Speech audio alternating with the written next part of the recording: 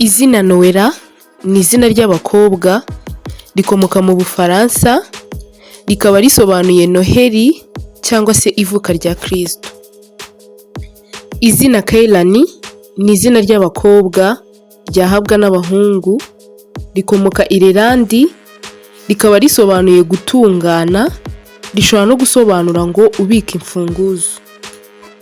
Izina Kento ni izina ry'abahungu rikomoka mu Buyapani, rikaba risobanuye gukomera cyangwa se imbaraga, rishobora no gusobanura ubuzima.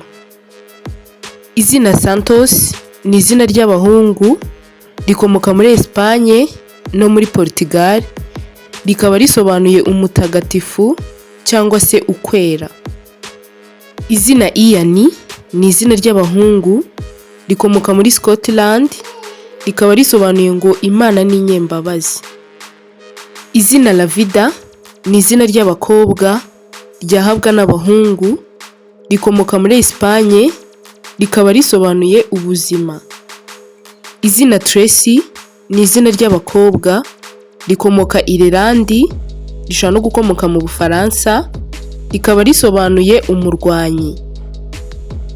Izina Diel ni izina ry'abahungu rikomoka mu majyepfo y'Uburayi, rikaba risobanuye izuba, rishobora no gukomoka ku izina Diela cyangwa se Diele rikomoka mu Bufaransa, rikaba risobanuye ibisingizo by'Imana cyangwa se Uwiteka niwe zina ryanjye.